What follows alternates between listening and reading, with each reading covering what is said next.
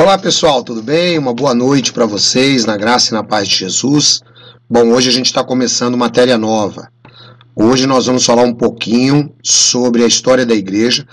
Essas aulas, a tendência é que elas sejam breves, mas ao mesmo tempo será um grande número de aulas. Por que isso? Para que você possa compreender direitinho a história da igreja cristã. Bom, vamos colocar dois pontos aí. Em primeiro lugar, a igreja do Senhor Jesus, ela não tem nada a ver com religião, né? Como disse lá o cardeal arcebispo Templo, a última coisa que Deus está interessado é em religião. E eu compartilho desse pensamento. Bom, mas nós vamos aprender a história da igreja. Por quê? A igreja, ela foi fundada pelo Senhor Jesus. Jesus é o alicerce da igreja cristã. E novamente eu repito que igreja não tem nada a ver com religião, igreja não tem nada a ver com instituição religiosa, igreja é igreja. Igreja é um organismo vivo. Então você que está me acompanhando, eu acredito que vai ser muito legal você compartilhar essas aulas. Nós vamos produzir aqui aulas em alta qualidade, para que você possa compreender, entender o meio que você está inserido. Você vai aprender a fazer a diferença entre uma coisa e outra. Aliás, uma das primeiras coisas que eu fiz quando fui sair de uma seita foi estudar a história da igreja. Porque senão você não compreende, você fica perdido dentro de uma seita que começou aí no século XIX, e aí você sai, você não consegue entender o que é religião, você não consegue entender o que é igreja, você não consegue entender nada. Então essas aulas serão muito importantes. Sinceramente, eu não sei quantas aulas eu darei sobre este assunto.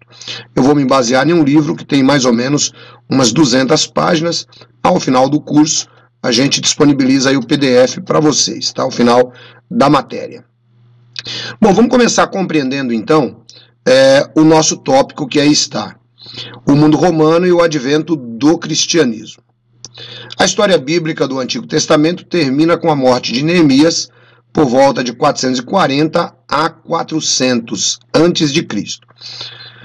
O apóstolo Paulo, escrevendo para as igrejas da Galácia, afirma: mas vindo a plenitude dos tempos, Deus enviou seu filho, nascido de mulher, nascido sob a lei.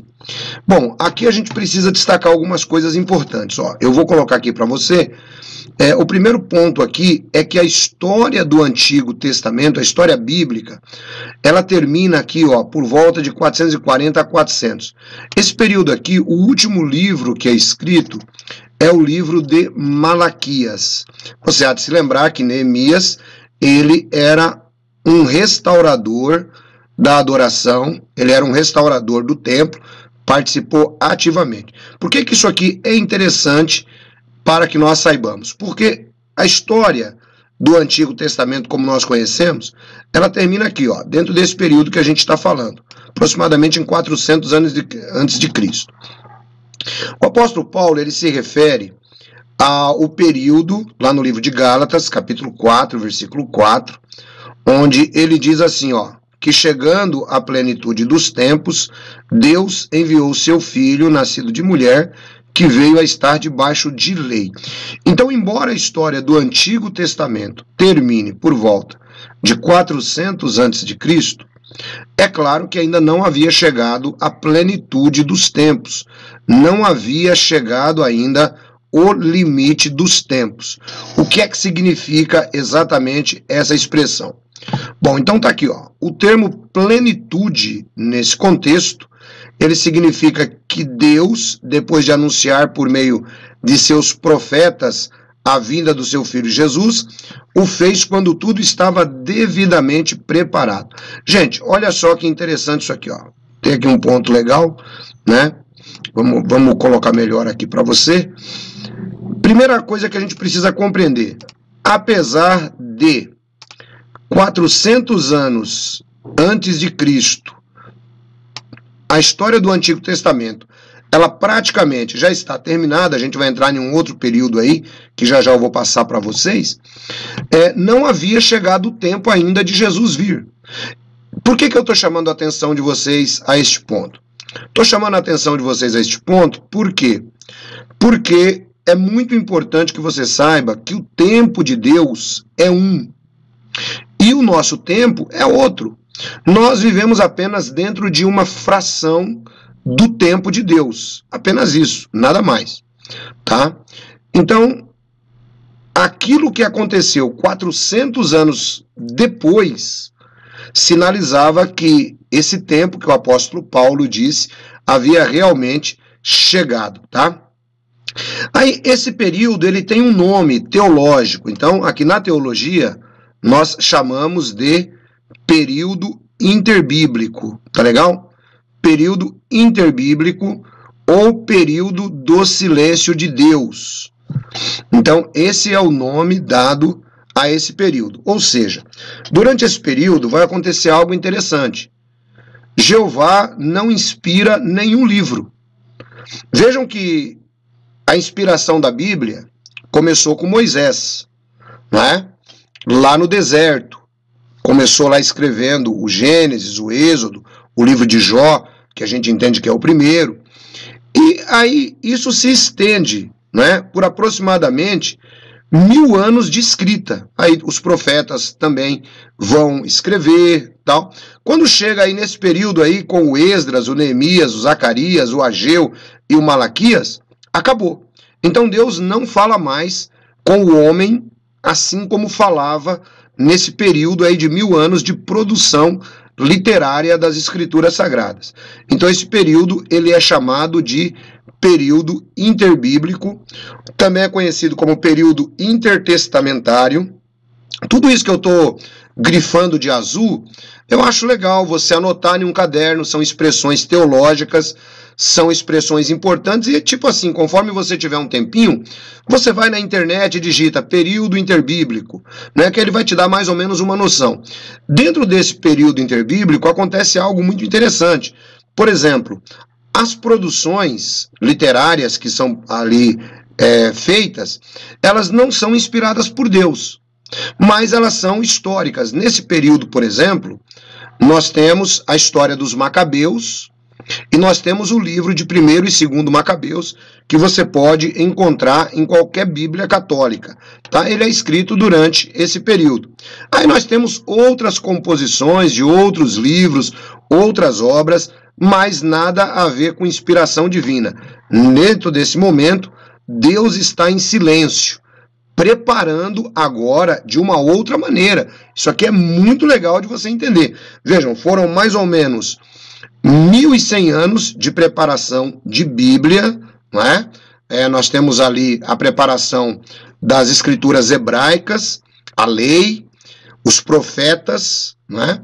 E agora nós temos uma outra preparação da parte de Deus dentro desses 400 anos. Isso aqui é muito importante que você compreenda, tá legal? Então vejam, tudo, conforme eu já ensinei a vocês, tudo vai apontando para a vinda do Senhor Jesus.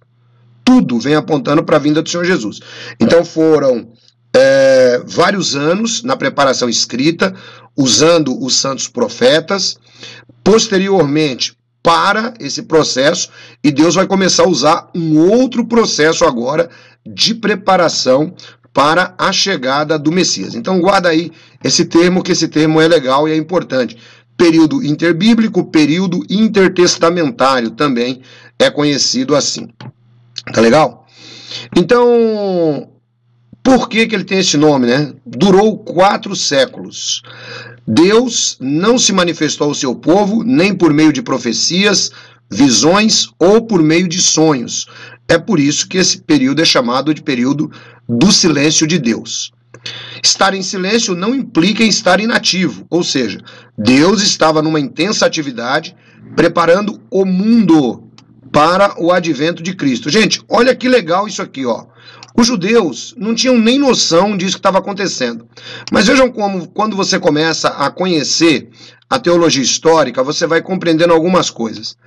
Dentro desses 400 anos, Deus estava preparando o mundo. E você vai compreender aqui como é que Deus estava preparando o mundo. Porque as profecias já estavam completas, todas elas apontavam para o Messias.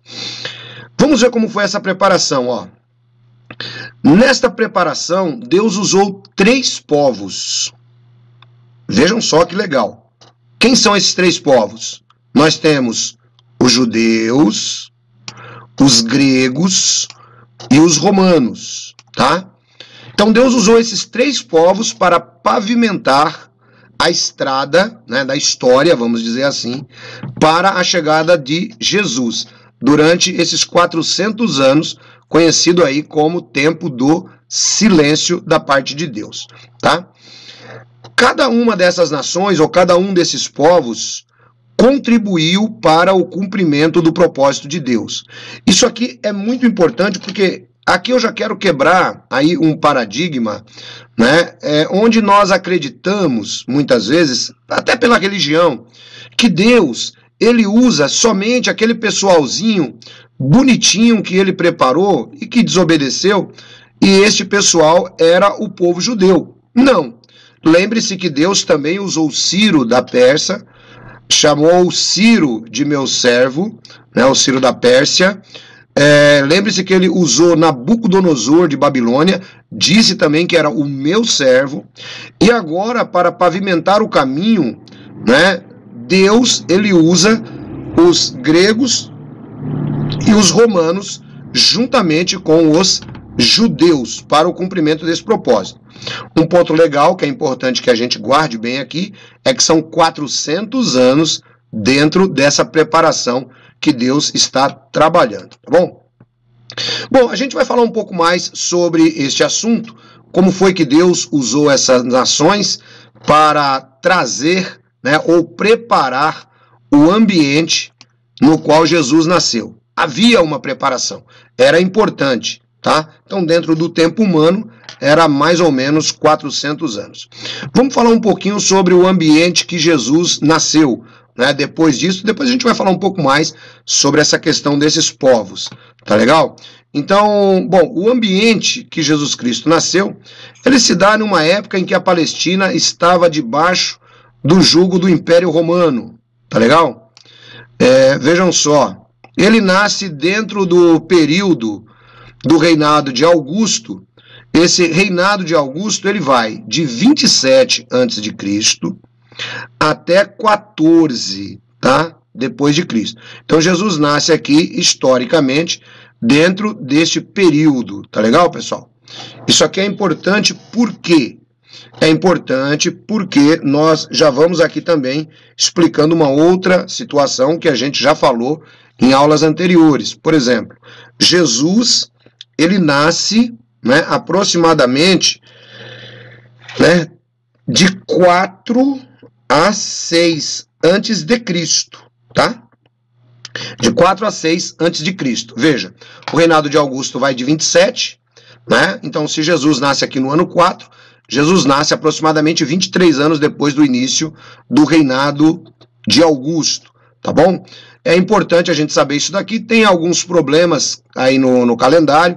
A gente já falou sobre o calendário juliano, sobre o calendário gregoriano, a gente já tratou disso daí em outras aulas. Então, se você perdeu, eu recomendo que dê uma olhadinha aí nas aulas anteriores de bibliologia. Mas, posteriormente, a gente vai falar um pouco mais também acerca desse assunto.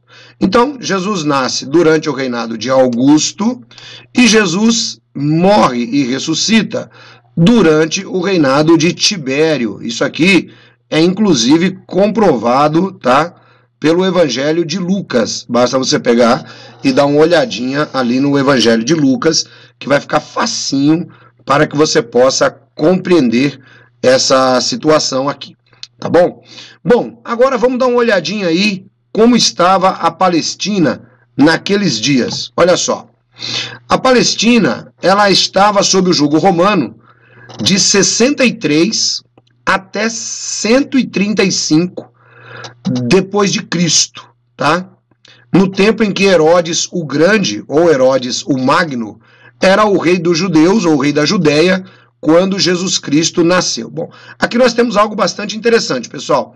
Nós estamos comentando aqui que Deus estava preparando o caminho, certo? Para que Jesus chegasse. Muitas vezes a pessoa pode dizer assim, olha, Deus estava preparando o caminho para ficar tudo bonitinho. Bom, mas o primeiro problema que a gente tem aí, né, O primeiro problema que a gente tem aí quando Jesus Cristo nasce é que o Herodes, ele já quer matar Jesus, né? Lembrem-se lá do livro de Mateus, o evangelho que conta que quando Jesus Cristo nasce, os magos vêm do Oriente, e aí o Herodes quer matar o menino porque ele tem medo de perder o cargo dele como o rei ou o governador ali daquela região, tá bom? Então é importante você entender o sentido em que Deus estava preparando o caminho para o nascimento de Jesus, tá legal? Bom, aqui a gente pode descrever a situação de Roma no período do Advento e a vida de Cristo da seguinte maneira: política, religiosa e social. São os 3 pontos que a gente vai tratar para você poder compreender um pouquinho, né? Vejam só, gente, isso aqui é muito importante porque nós estamos tratando de algo que ocorreu há aproximadamente 2000 anos. A gente precisa fazer um recorte na história, a gente precisa falar a mesma língua daquela época. É por isso que eu volto a dizer, não existe como você que está me acompanhando, você que pertenceu a uma seita, você que estudou um livrinho vermelho e achou que já é bacharel em teologia, porque tem muitos desses, né? Eles estudam uns livrinhos e acham que são bacharéis em teologia. E aí, pessoal, não, vamos começar tudo do zero. Para todos os efeitos, ó, eu acredito que se você entender bem as aulas de história da igreja, todo o resto da coxa de retalho, em matéria de doutrinas, tudo isso daí você vai matar assim facilmente. Eu acredito que vai ser muito tranquilo para você compreender, tá? Então aqui você vai realmente aprender. Eu incentivo que você invista tempo nisso. Agora sim, agora eu vou usar uma expressão que eu não costumo usar, mas a sua vida espiritual, ela depende deste conhecimento. Ela depende deste conhecimento. Por que ela depende deste conhecimento, professor? Ela depende desse conhecimento para que você não fique perdido, jogado de um lado para o outro, né? E sendo arrebanhado aí por doutrinas sectárias, como provavelmente você já foi um dia. Você só foi arrebanhado por doutrinas sectárias porque não tinha conhecimento. E uma coisa que eu acho muito importante, pessoal, é o seguinte: você vai saber aqui durante o nosso estudo que conforme a volta de Jesus ela vai se aproximando, os demônios eles vão criando uma atividade de apostasia muito grande, né? Essa atividade começou lá no século XIX, criando algumas das principais seitas que nós temos hoje e que já desencaminharam muita gente. Então é muito importante que você tenha conhecimento. Se você conhecer a história, você nunca mais vai ser enganado, tá legal? Então vamos falar um pouquinho agora sobre o contexto político, né, do momento em que Jesus ele nasceu. Conforme nós vimos, Augusto, né, ele era o imperador, Augusto César. Ele exerceu uma política culturalmente revolucionária, tá? Preparou o mundo para um grande avivamento literário. Durante a sua gestão, a literatura clássica foi reestruturada e se desenvolveu de forma extraordinária.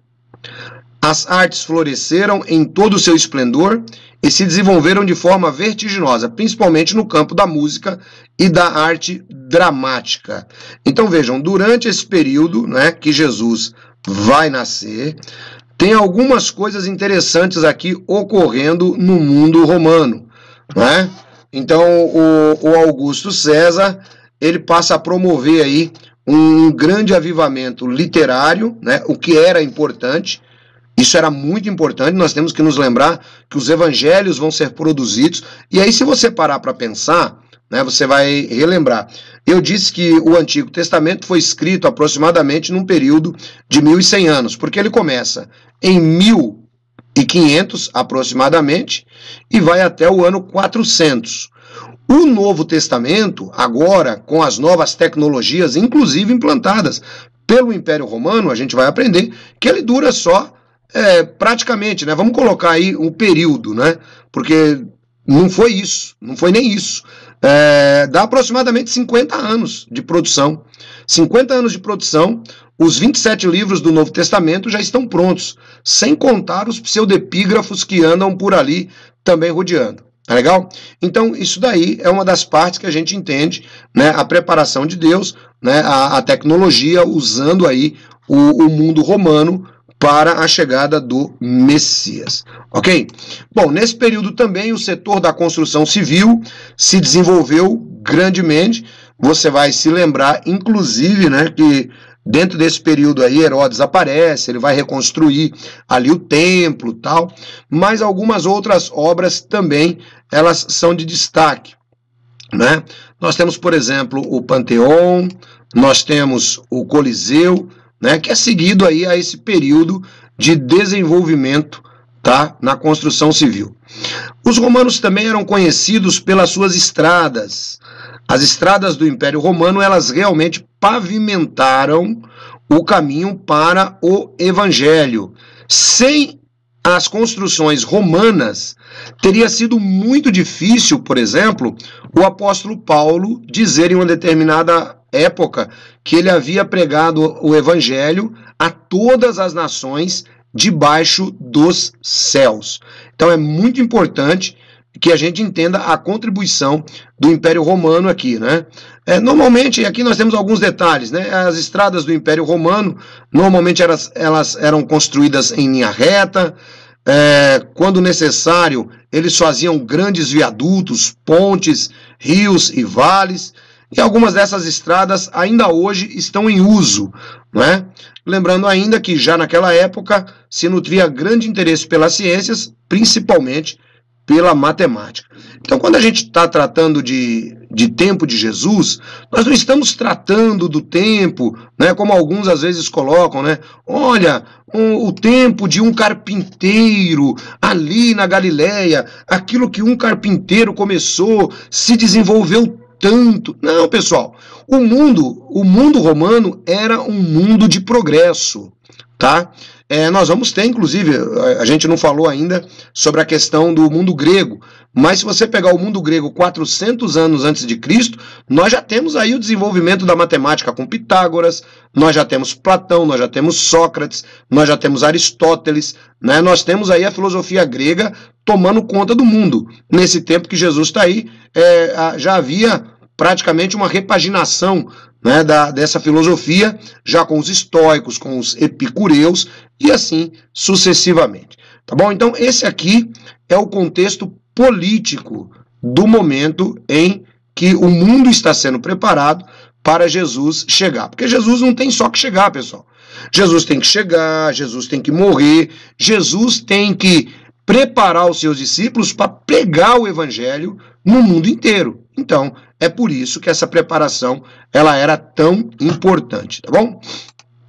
Bom, e o contexto religioso, qual era? Bom, segundo os historiadores, as condições morais do mundo romano não eram exemplos de virtudes. Havia pessoas virtuosas, mas num contexto geral, os níveis de moral e ético estavam abaixo da mediocridade. A corrupção no governo, fraude no comércio, a imoralidade sexual, superstição religiosa, esses eram fatores que revelavam o estado de gritante degradação moral e ética do Império Romano. Neste ambiente pautado pela degradação moral e ética, algumas religiões se destacaram, conforme a gente vai estudar depois. Então, esse aqui era o contexto religioso do Império Romano. É por isso que aí você vai compreender, inclusive, não é, por que a seita dos fariseus, né, a seita dos saduceus, eles procuravam, assim, de uma maneira, procurar ser mais santos do que os outros. Tudo isso daí você vai compreender dentro deste contexto histórico, tá? Dentro desse contexto religioso que nós estamos falando aqui, nós vamos perceber que é muito interessante que a religião romana, ela dominava. Como era a religião romana? Né? Porque a gente ouve falar pouco. O que a gente vê falar de romano e religião, talvez você que está nos acompanhando agora, é o seguinte: você vê falar um pouco acerca a Igreja Católica, Apostólica e Romana. É isso que você ouve dizer, não é verdade?